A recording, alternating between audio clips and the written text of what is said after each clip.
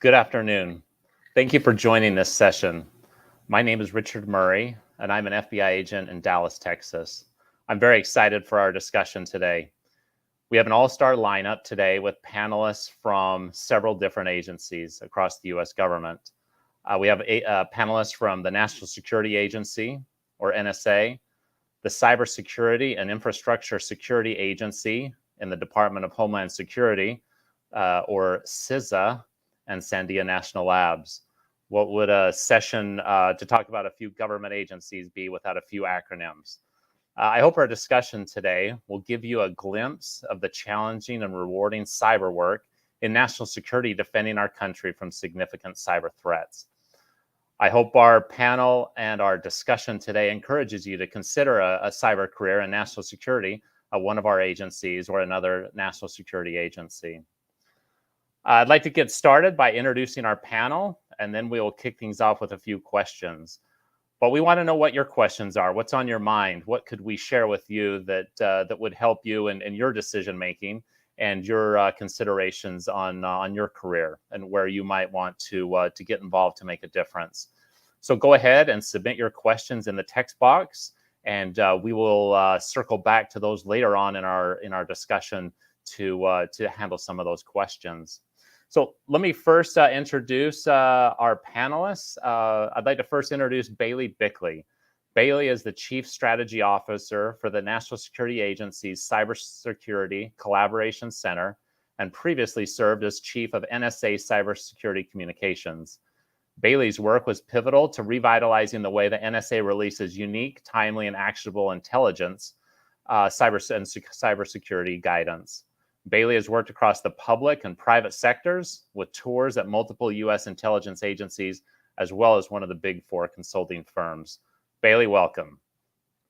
Anna Vong works at Sandia National Labs in Albuquerque, New Mexico, on the Cyber Incident Response Team. Anna found her passion for incident response and digital forensics after completing the Cyber Toaster Incident Response internship at Los Alamos National Laboratory. She holds a bachelor's degree and master's degree in computer science with a concentration in cybersecurity from Arizona State University. And as a fellow graduate of Arizona State University, I have to say, go Sun Devils. Welcome, Anna. And finally, Antonio Skurlock, who I'll call T, serves as the Deputy Chief Learning Officer of the Cybersecurity and Infrastructure Security Agency, where he provides leadership in their efforts to consolidate all training and education efforts across CISA divisions and offices. T has held other leadership positions, including Director of Watch and Warning at the National Cybersecurity and Communications Integration Center, also known as the NCIC. Prior to coming to DHS, T served as Deputy Chief in the United States Cyber Command, Cybercom, Joint Operations Center. Antonio is retired from the U.S. Navy. Welcome, T. And it's my privilege to be the moderator today. I supervise the FBI Cyber Task Force in Dallas, Texas. My team is focused on cyber criminal threats and attacks like ransomware, account compromises, which lead to significant financial losses, and other cyber crimes involving financially motivated data breaches. During my career, I have served in several different FBI offices in Texas and the Southwest, Arizona, and New Mexico, as well as FBI headquarters. So that's just a little bit about the panelists' backgrounds. But let's jump in and put for context a little bit about our organizations. Who is it that we work for? What's their mission? And how do we make the contributions that we are looking to make each day? So let's start off with Bailey. Bailey, could you talk to us a little bit about the mission of the NSA? Sure, I'm happy to. And first, thank you, Richard, for pulling this panel together, to the foundation and the university. Really appreciate the opportunity to be here. So the National Security Agency, or NSA, has two missions: foreign intelligence, which is our code breaking mission, and cybersecurity, which is our code making mission. For foreign intelligence, or signals intelligence, we are essentially trying to understand our foreign adversaries' intents, plans, and capabilities by intercepting their communications, processing that information, analyzing it, and providing insights to policy leaders, etc. For our cybersecurity mission, conversely, we're trying to keep our adversaries from doing that to us, right? So we produce keys, codes, and cryptography that really keep our nation's most sensitive systems safe. So recognizing there's a lot of players in team cybersecurity, I wanted to add a little bit of clarity about where we fit in. NSA is responsible for the cybersecurity of national security systems, the Department of Defense, and the Defense Industrial Base. National security systems are essentially those networks that handle classified information or are otherwise sensitive to military and intelligence activities. So think maybe a classified network, a weapons and space system, etc. The Department of Defense is obviously the vast information network that the DoD and the military combatant commands rely on to do their daily jobs. And then the Defense Industrial Base is essentially the technology, servicing, and manufacturing companies that contract with the DoD and that hold really sensitive U.S. intellectual property, research, et cetera, on their privately owned and managed servers. So that's it in a nutshell. We think that the value of NSA is that we have both the offensive and the defensive side in one house. And so that really means we know what our adversaries are trying to do. And then we also conversely know how to stop them.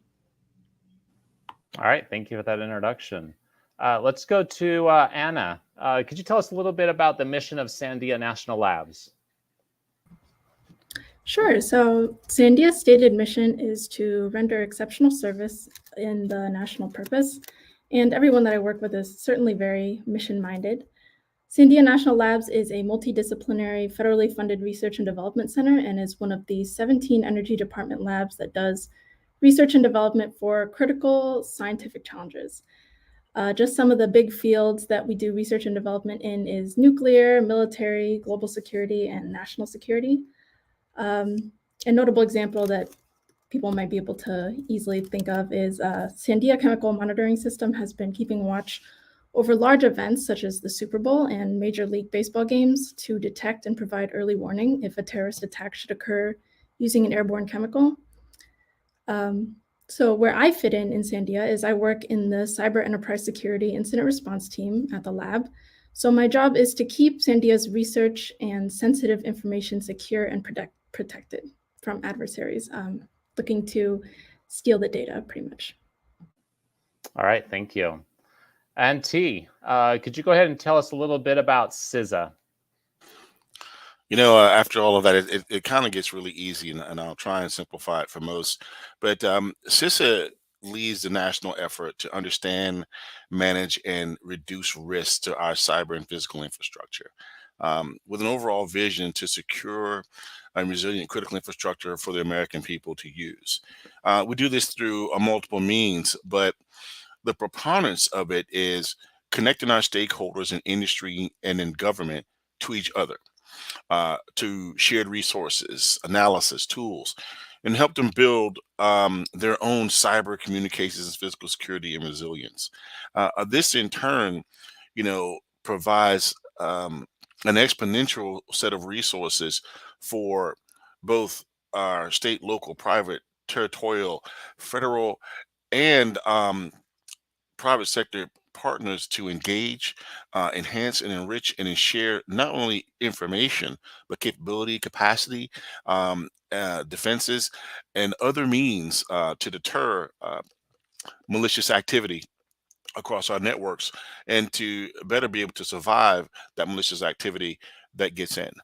So, look, we want to ensure that we have an infrastructure that is fully utilized today and look at those trends and those newly coming adversarial activities, as well as the new technologies we want to engage in, so that we can think about what it means to utilize those and deal with those in the future. It's a 24/7, and it's absolutely a team sport. All right, thank you. Thank you for that introduction.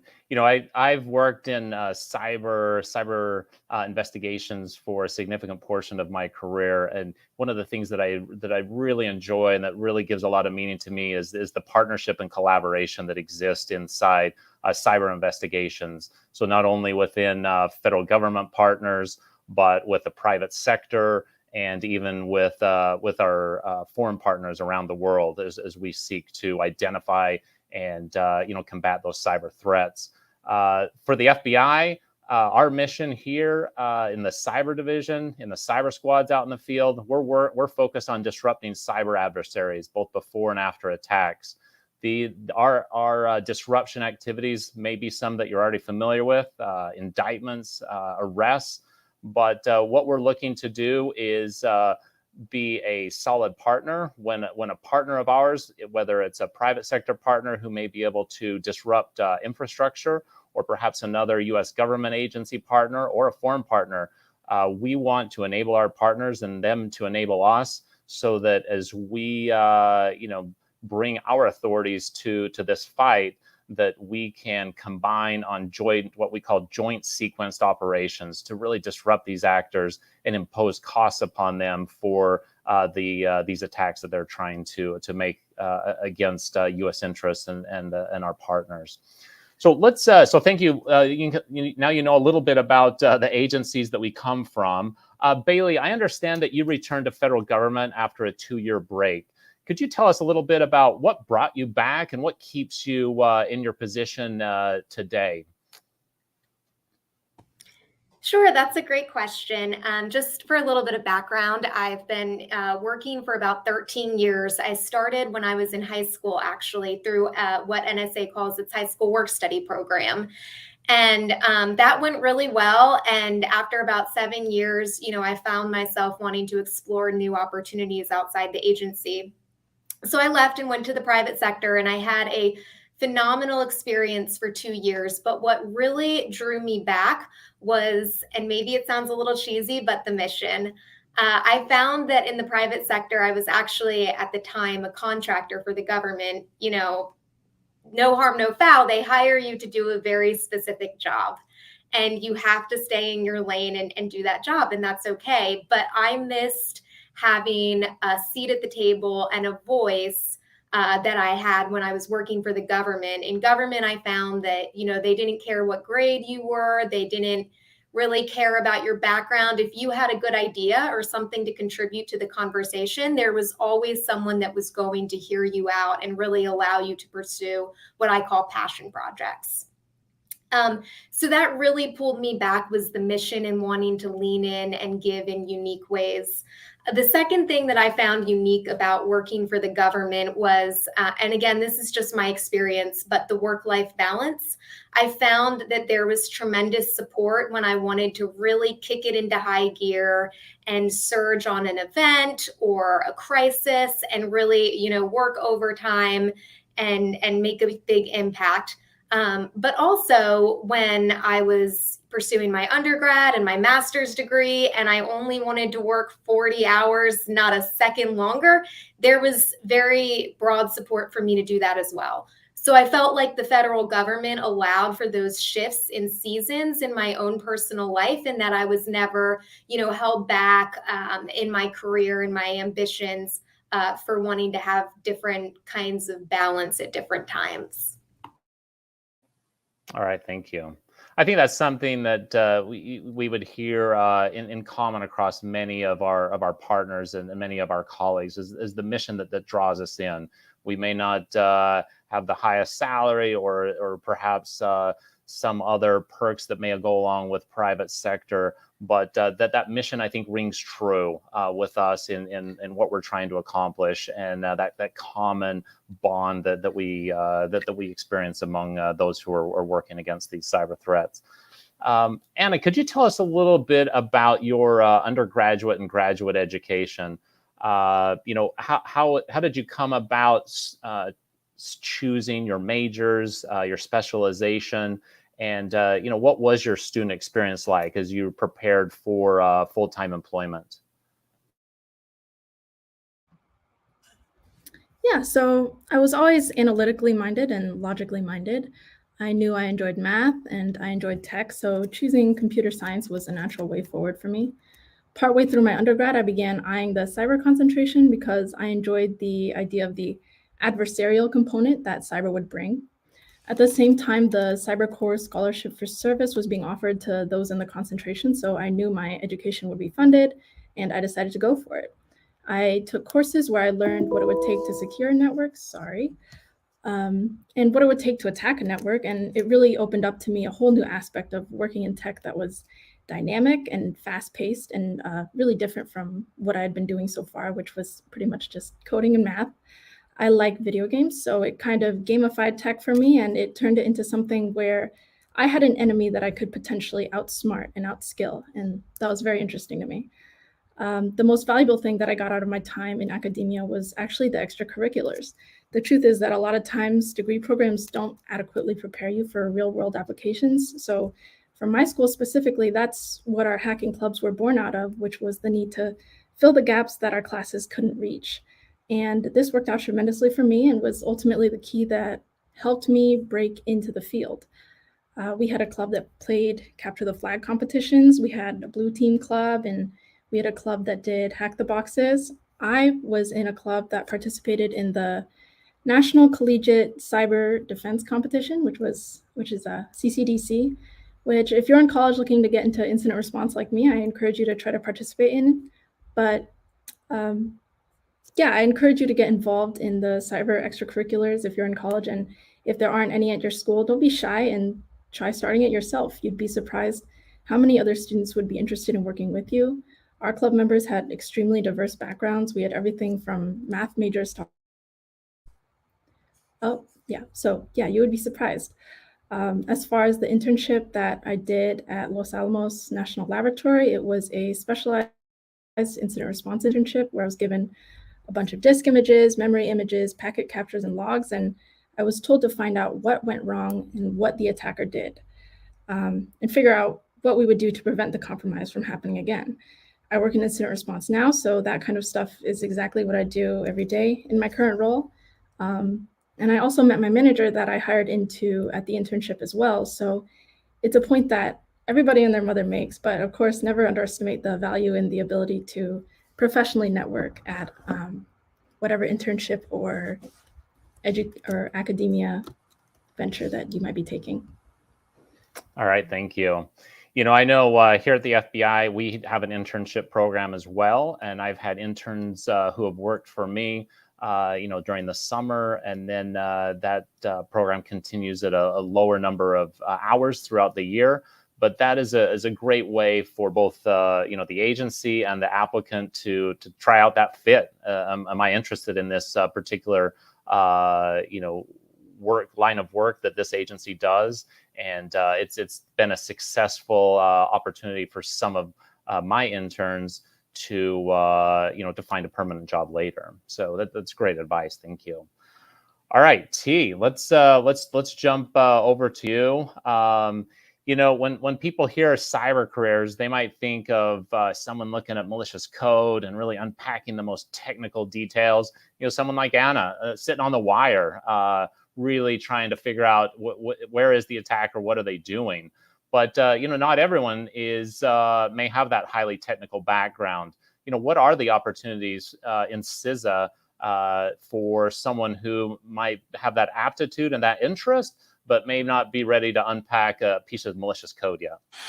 One of the things that we pride ourselves on at CISA is that you don't necessarily have to be the computer scientist or the computer engineer inclined type of individual. We love that talent. We cultivate that talent, but we also cultivate the talent and the ability of people who can do good analysis. And that type of skill set is not just technical. And actually, I think that over the course of the years, technical has lost its meaning to always mean something literally involving trons and connectivity, when truly if you've got technique and you're good, then you can help design strategies. We live in a world where policy in and of itself still tends to lag actual operational utility, especially as technology literally runs way ahead of us. Often people go, oh, my children know how to use this better than I do. Actually, they probably know how to utilize it, but that doesn't necessarily mean they truly understand what it means to use it, what the rules of the road are for utilization. We have people who are steadily writing strategy, writing policy, writing law associated with cyber infrastructure security. So those talents and skill sets are as resonant, as nerdy, as geeky as anybody who wants to play a game or analyze code. What we're looking for are folks that are motivated to get into a mission set because of the end result. I mean, that is doing something for the nation, for actually the globe. If you look at the partners that we deal with today, there's nothing that we do when we connect that is solely limited to where we are. There's always an external and sometimes global impact or flow of information. So people who want to, look upon the horizon for new technologies, for their utility, and how can we work the documentation to make sure that we can utilize this. Often some of the teams I work with are folks who are trying to take information that say Anna would bring into the table, and how do we turn that into usable instructions for the layman? How do we take something that resides on classified networks, and find a way to tear line that and pass it on to other people, and then communicate that in a way that they understand? So just in the stream of consciousness I'm giving you, I've talked about people who can communicate, folks who work in external affairs, folks who have to put forth something that is hard to visualize into a visualization so that we can all get it and understand it. And it's not necessarily about making everything simple. It's about being able to communicate what's being discussed and what's being talked about.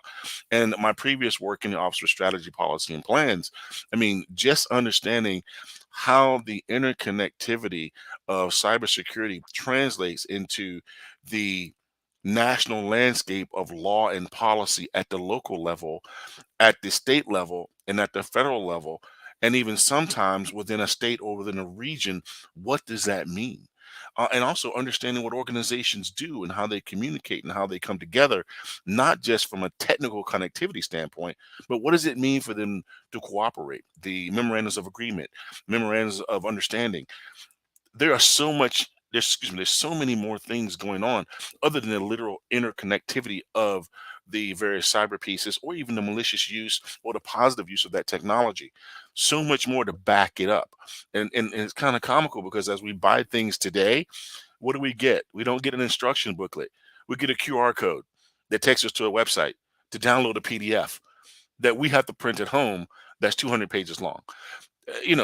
What a flip flop from the days of having a 200-page manual that we only read the first 2 pages of. So the talent look is so broad, and the skill set is so broad. Even if you go look at the National Institute of Science and Technology's cybersecurity workforce framework to look at the careers in there, you're going to find there's careers in there such as cybersecurity and workforce development, cybersecurity instructor. So you see that the talent pool is huge, and looking to be filled by diverse skill sets. And I don't necessarily know of an area that it doesn't touch. So it's kind of hard to say what skill set wouldn't be valuable. I love that, T, and I'll just double down on your remarks and add on a little bit because it really resonated. For myself, I had a very non-traditional route or journey into cyber. I actually did communications and marketing for about 10 years. Exactly. And I did it for cybersecurity organizations, and then was able to transition into more of a strategy and organizational leadership role. And so I certainly had a little bit of imposter syndrome sometimes until I had some very well-meaning colleagues pull me aside and say, your skills are just as valuable as those that have that deep technical expertise or, a concentration in a certain technical discipline. Don't sell yourself short. And so I think that your point is so profound. You need people who can connect the dots and who understand the levers to pull to really drive that action nationally, internationally, et cetera. So +1 to T's remarks. All right, thank you for those.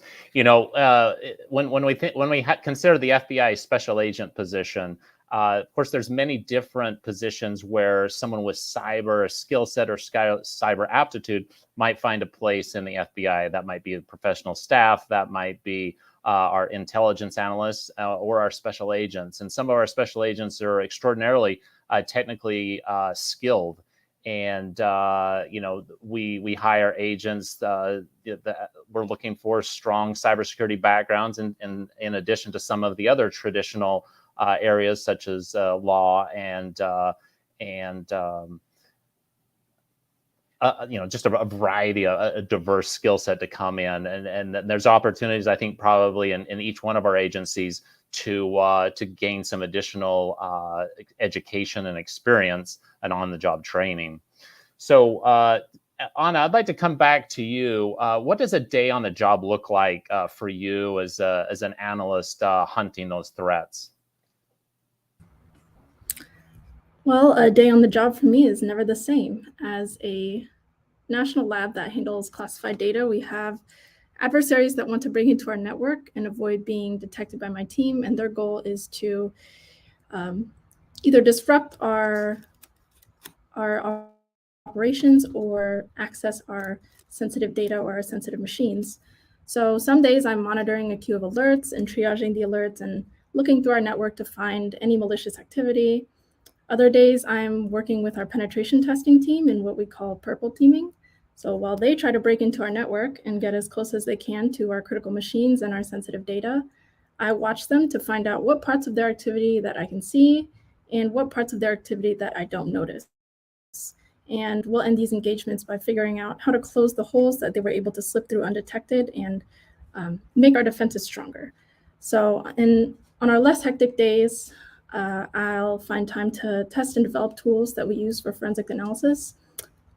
So every day is just a blend of a lot of things, and they all involve trying to find these malicious actors on our network and preventing them from being able to get in. All right, thank you. Hey, T, question for you. You're on your second career after your service in the new U.S. Navy. Thank you for your service. For any veterans that we have on the call today, maybe they're exiting the service or thinking about that career transition, or maybe they've already moved out into the private sector. Why would they consider CISA as a future employer? That's actually pretty easy for me, and I appreciate you throwing up the easy question. But let me say it to you like this: I went to what is now known as Cyber Command and the work there, and I thought to myself, I got to find another way to never ever go back to sea again and to continue to stay in the cyber. And I'll say the decision was one I had to make. I was at my 19 and a half year, and I said to myself, do I love this enough to give up going to sea, which I actually literally loved. I mean, I stayed on aircraft carriers. And I decided, yes, I did. So I started looking very hard, which, for me really wasn't that difficult to find a place. A lot of the organizations were just building out their cyber capability. The NSA had positions. But I was sitting there getting a brief to a gentleman at the Department of Homeland Security in their National Cybersecurity and Communications Integration Center. And his question was, "Hey, I see your name on this document. Did you write this?" I said, "Yes. Me and my team put this together. And what we do is we swap each point of contact's name for every document that we do, so everybody gets a little bit of credit." He says, "Could you reproduce this?" I said, "Yeah." And he goes, "When are you retiring?" I said, "Like right now." And the next question was, "Well, I've got 5 positions. I'd like for you to apply for those." And I applied for every one of them that night. And basically, to make a long story short, I retired on like a Monday or Tuesday, and then the following Wednesday or Tuesday, I started work. It's because I'm sorry, the following Monday, I started to work at the Department of Homeland Security as a director of watch and warning. Look, here's the thing: if you have a desire to serve your country and the uniform for the military isn't it, you could do no less than to join one of these organizations, whether it be a private sector organization or one of the government organizations, and bring your talent to bear. This is an area where folks who talk and work with me at DHS may not like me to say it. I'll use a word that's acceptable. It is a contested environment, meaning that we want to operate there, we want to do things there, and there are those who do not want us to operate and do the things that we want to do, and that our children want to do, and that our nation wants to do. I have a problem with that. I don't like the fact that they want to contest it. And as long as they continue to contest it, I will continue to be a part of whatever organization wants to say, nope, I'm not hearing you contest it. So it's pretty exciting for me. It is a difference shipping from uniform, yes sirs, and salutes to the civilian side of the house. I went out and I did not realize that uniforms or suits cost that much. So I had to like step my game up and get a different budget going on. But ultimately, it was about the people. I found like-minded folks. I found people with the energy that you see in this panel. I mean, I can feel the passion with Anna, yourself, and Bailey are speaking from our different perspectives. You got to want to be a part of something like that, right? I mean, like if I was playing volleyball, I'd want the same heat on my team. So why wouldn't I want that same heat in this environment? Because it is a team. I keep saying a team, but it's a serious sport, right? I mean, we are going up against people who don't want us to be able to do what we want to do. So we want to train, educate, operate, and engage, but we want that heat. We want to feel that fire. We want to be motivated. And I'm getting a little bit too motivated. Let me back off a little bit. But that's why, and that's how it was easy for me to make the transition. All right, thank you. We love that passion. I think we need all of that. And on my team, certainly the technical skills, we're looking for that, but we want people who come to join our teams with initiative and with some passion and looking for that additional meeting to get involved and really to bring their skill set and apply it in each one of our groups. We have a few questions coming in, so let's flip over and see if we can handle a handful of those. So Bailey, coming back to you, is there a specific skill set NSA is looking for versus some of the other agencies, CISA or FBI? So maybe if you can just talk to like what is the FBI, not the FBI, what is the NSA looking for in that new applicant coming on board? Sure, it's a great question, and thank you for your interest. We would love to have you with us. It's also a little bit of a tough question to answer because, as has already been alluded to on this panel, we are looking for such a broad range of skills. In cyber, it's really a multidiscipline industry.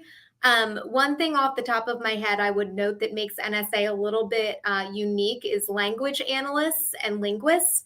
Because we do have that focus on foreign nation state threats. So that's one thing that would potentially differentiate us from perhaps CISA or FBI that's focused more domestically. That said, I would encourage you to visit intelligencecareers.gov. You'll find all of our open positions there. And I think you'll see a really broad array of options that hopefully will add some fidelity and clarity. All right, thank you. Anna, coming to you on kind of a related question there, what would your advice be for like the entry-level candidate, maybe someone who is finishing up their bachelor's degree or someone who's finishing up their master's, what are some of the things that they can do? You did hit on those kind of extracurriculars, those internships. Is there anything that you would add that the student out there today, where else can they make these connections and get a step ahead?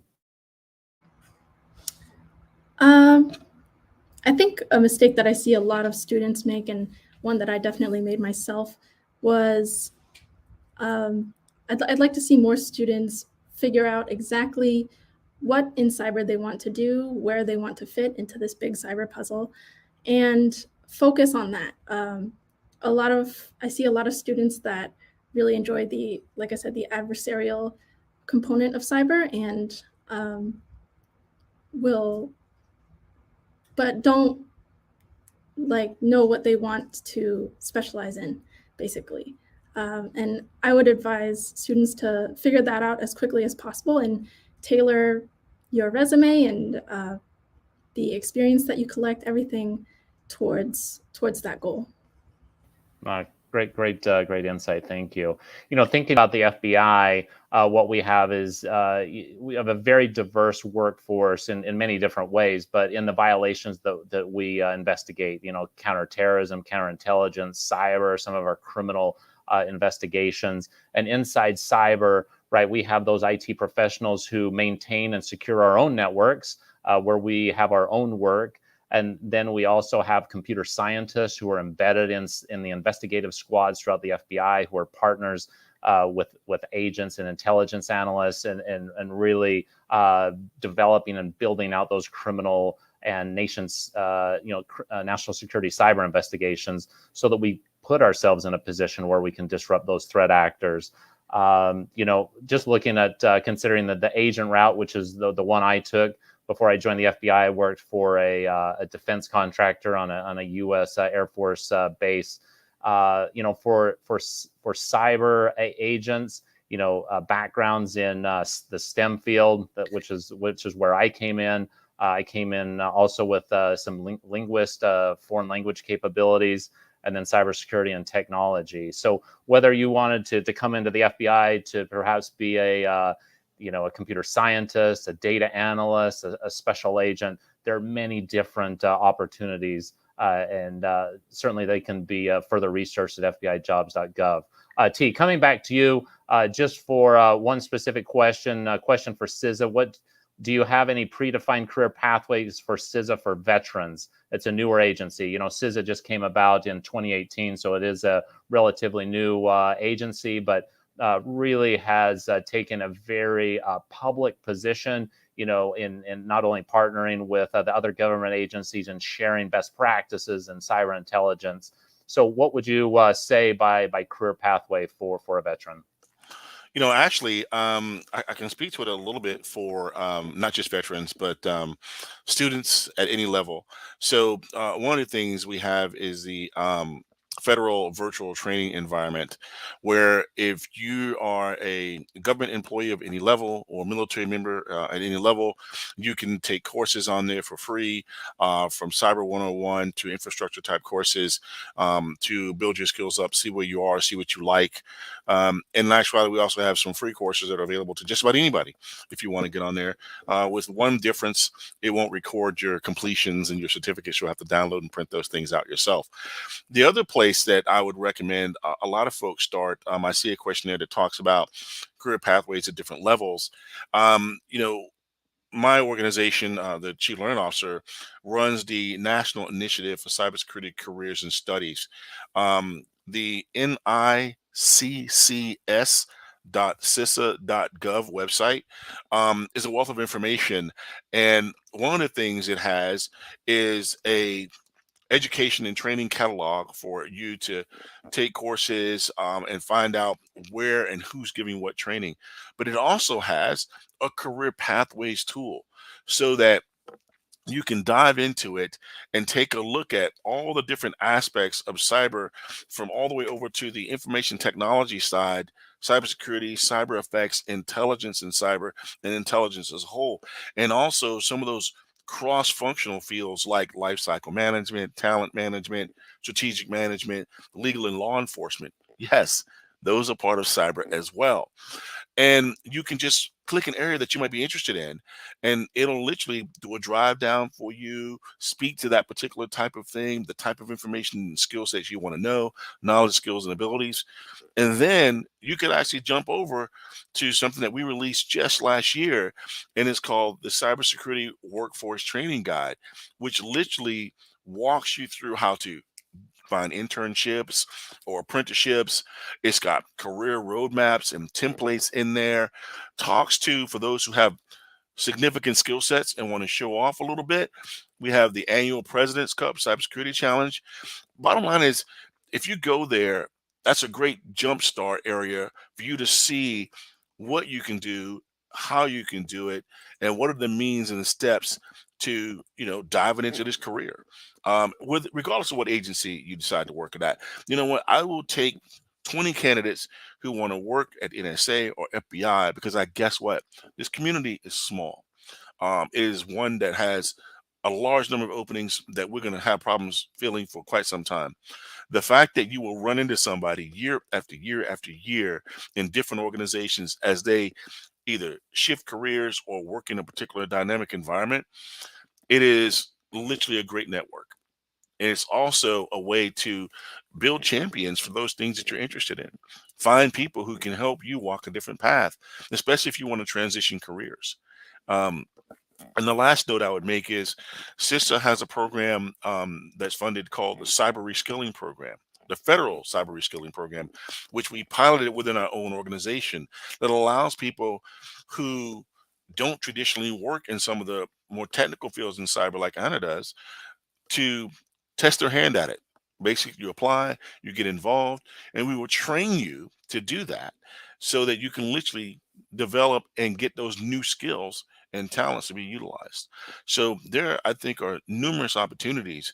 I'm not saying that our site is the only site, but if you want to jumpstart to be able to help yourself frame those questions with good answers, I would say if you went to NICCS.CISA.gov, you will find some considerable information there. Even over to our website for careers at CISA, if you want to come join this team. All right, thank you, T. Sir. Bailey, could you kind of wrap up some of your thoughts, maybe whether it be entry paths into the NSA, how people can learn about the NSA, what's ahead for the NSA for those who are considering possibly joining your team? Sure, that's a great question. In terms of career pathways, we have a wealth of kind of structured programs that provide incremental opportunities. We call them development programs for folks to increase their technical disciplines, as well as the scope and scale of their responsibility that enables them to, get more certifications, training, promotions, etc. It's also at NSA, it's a very broad ecosystem. So it's really easy to pivot and transition from one job into the next. We can certainly train you, but even when you feel like, I don't know if I'm ready for this, maybe this is a stretch opportunity, those opportunities still exist.